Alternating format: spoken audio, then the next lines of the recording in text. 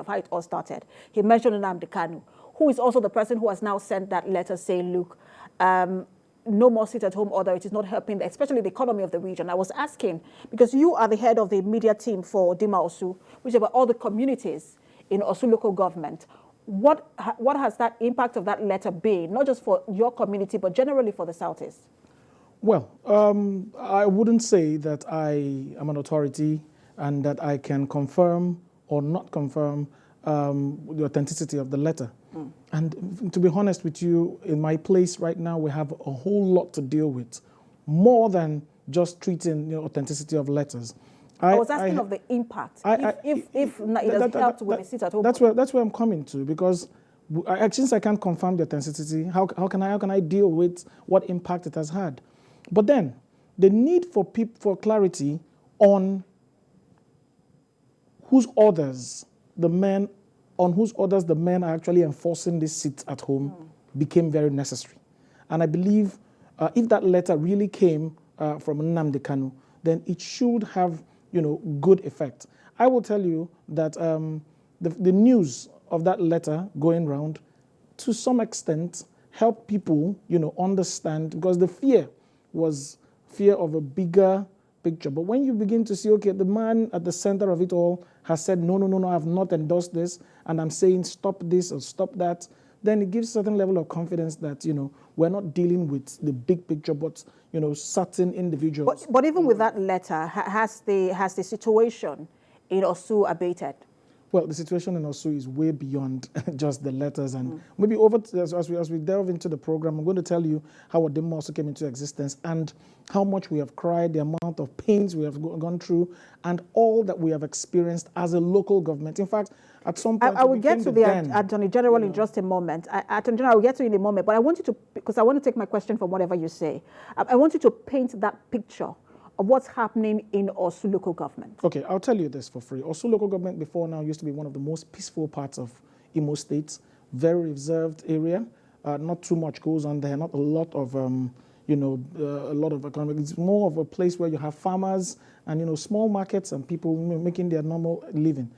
But only recently, in a couple of years back, it became very terrible. Maybe because we have, some of these forest and reserved areas, it became a den for some of these individuals or some of these young men who, decided to use it as a place to camp, and carry out, whatever activities they want to.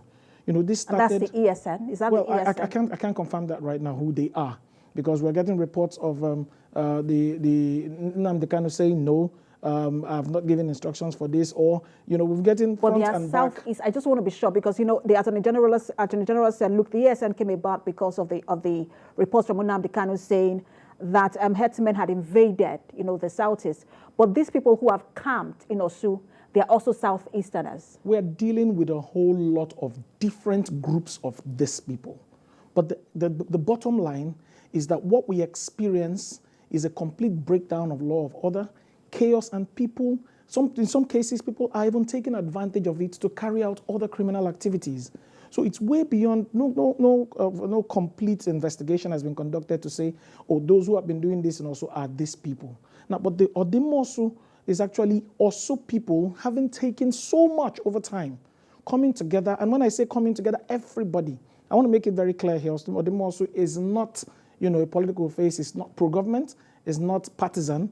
It is a get-together of everybody, every concerned citizen, including the traditional institution. They are tired of what's going on. The traditional institution, political players, captains of industry, youths, everybody came together under the leadership of Ezeh-elect E.I. Nwokedi. You would agree with me, a traditional ruler. Let me bring in the Attorney General. Mr. Kaulisa, the governors in the Southeast have been highly blamed, for failure to address the situation in the Southeast. And, I'm afraid your governor, your principal, Governor Hope Uzodimma, as one of those who have been, blamed, saying, look, he hasn't really addressed the issues in Imo State, especially with the insecurity. I want you to react to that. Yes, I was coming to address that issue before I was cut off. You see, I said that when ESN was established, and they started attacking security formations and individuals and attacking policemen, burning police stations at Awidemi. My house was burnt down. I was the first victim because I called a press conference and I told the ESN and the whole world that anybody who is caught killing policemen and killing, burning police stations will be tried for murder. After I made that statement, my house was burned down. My entire mansion was burned down. They subsequently burned down my father's compound. And you see, at that time, Nnamdi Kanu was in London. He was not in captivity. He has not been held at that time. The emergence of Simon Mr. Kalisa, you're not answering my Kanu. question. My question, Mr. Kalisa, just a minute, because we have limited time. We have very limited time. I would like you to address the questions, as they come. I was talking about the failure of government, as reported by some people who say, look, governments in the Southeast are not addressing these issues. And I was asking you to react to that, especially because, a lot of people say that the governor of Imo State is not addressing this particular issue. It's the issue. You understand? That's what I'm trying to tell you. So both of them are in conflict now. Whose order are they going to obey? The operatives that are in also and other parts of Southeast, receiving different orders from different quarters. Which order are they going to obey? That is why you are raising the issue of authenticity of the letter, because some of them don't believe that letter originated from Nnamdi Kanu. In the Southeast, the governors of the Southeast have done everything possible to see that we stop this level of insecurity and killings in the Southeast. My governor, Chief Odimma, did not waste his time making sure that he put everything security-wise to contain these incursions and these race of killings and banditry in Imo State. If the governor had not attacked the insecurity the way he had attacked it, the Imo State and the part of Southeast will not be as safe as they are today. So it is that action of the governor in rising to the occasion. A lot of our people did not want to rise to the occasion. A lot of people were playing lip service to the issue. That was why the insecurity increased to the level that we have it in the Southeast. A lot of traditional rulers, a lot of professionals, we are not blaming, we just blame the government, But the thing was overwhelming. The entire Southeast was overwhelmed by those security challenges, and a lot of people were sitting on the fence. But now they are realizing that it's not against the government. It's not an attack against government. It is not only against Imo State government, but on the people. The attack is against the people. Mr. Kalisa, what about the situation in Orsu? How did it degenerate to this particular level, and what is the government doing to address it? What happened in Orsu is that the headquarters of the ESN was in Orsu. One of their major generals, Emeka Ezeh, and Tempo, and some of the other of their generals were living in Orsu. There is a groove in Orsu, a valley in Orsu, where they made their headquarters.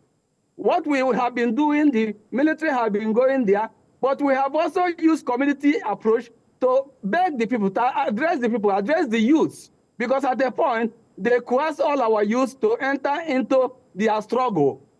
All the youths entered it. It is the bad boys that they released from the prison. Those people were not original ESN. They were people who were in prison, convicted of murder, convicted of kidnapping, convicted of all types of criminality that were released from Owerri prison. Who released them from Owerri prison? That is the question we should ask. Why is it that nobody wants to say it is these people that released them from the prison? Somebody went to the prison and released those people and made them their army.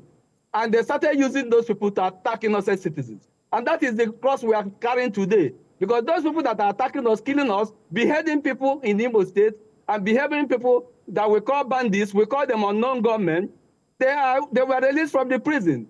So today, if you want to talk, people will tell you there are thousands of groups that have sprung up.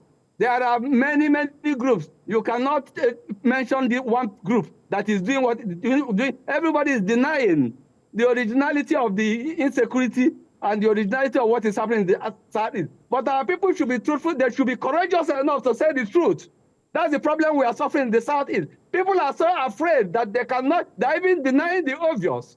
But our people must know that there's only God that keeps somebody alive. We receive threats every day. We are called all sorts of names. Hopefully, Odimma must die. Hopefully, Odimma must be killed. We must behead him. We must behead the Attorney General. Must we continue to feel unsafe and continue to fear?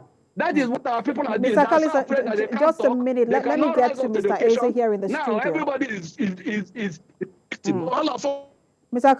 Kalisa, just give me a minute to get to Mr. Ezeh in the studio, because he says it's feeling unsafe, and I wonder how just in quote the ordinary man, as we'll always say, we feel in that local government. But there is an issue of originality of where this issue is coming from, and he mentioned that. He said the speculation is that there are thousands or hundreds of groups, and no one is claiming, or no one is being courageous enough to say this is where this is coming from. Is that a big problem in terms of addressing, or a challenge in terms of addressing this particular crisis? Well, as the head of the media team of Odimma Orsu, I would speak for informations that we know, we have confirmed, and we can deal with. In Orsu local government, we have some of these people, these young men, the unknown gunmen in our forests, okay? It's become almost impossible to carry out normal activities in the home. There's been complete breakdown of law of order. We don't even have functional police stations. We don't have, clinics. And in fact, it's like life paused, okay? Now, I talked about the creation of Odimma Orsu. We are not just advocates. We are even mediators. Because some of the things we are doing... Mediating between who and who? Yeah, what we are doing is, apart from, taking frantic efforts to secure and get back our communities, we're also, extending a hand, to whoever these miscreants are, to say, if you want to surrender, if you want, embrace an amnesty program. That's part of the major programs Odimma Orsu is, canvassing for. We are trying to rehabilitate some of these people, like the Attorney General confirmed. Because I don't know I don't know if you have the legal grounds to carry out an amnesty program, by yourself. Do you have the support of government, whether the state government? Exactly. I was coming to that. You can't jump a fence without going close to the fence. So most of the successes Odimma Orsu has been able to record is a product of collaborative efforts, with government. We have paid visits, we have we stayed in contact with government, and we're in fact, in recent times, we are pleased and very encouraged with the level of support we are getting from the state government. The governor himself has confirmed that he's willing, to grant an amnesty. He's willing to support us, in our bid to, to get back our community. And we have also extended it to him to say, please, in the process of trying to get back our communities, we know that some of our boys, our youths, got into this out of, fear. They were forced to join some of these groups. And we're saying, please give us some time to tell them to please come back home, surrender. Those who do not are not from our communities, who were brought in, to cause mayhem, have been advised to leave the community within the next 2 weeks. And we have also reached out to, those of them there.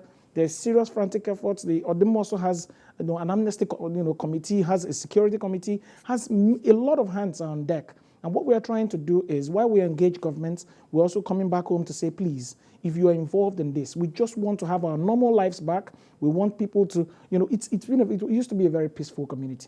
We want to have our normal lives back. It has the effect, even the loss of lives and properties also cannot be quantified. And as I speak now, apart from, the reduction in, how do I put it, apart from the destruction of economic activities in the community, there's also one area that not too many people are talking about, the post-traumatic stress that the men and old women in the communities are going through. It's almost becoming, some of the communities are becoming ghost towns, and we as a community, as a people, have come together under the auspices of Odimma Orsu to say, no, this is the time for us to take back our community, this is the time for us to rebuild what is left of Orsu, rehabilitate those we can, deal with those we need to deal with, and engage government, to rehabilitate, rebuild, and then get back our communities. That's what Odimma Orsu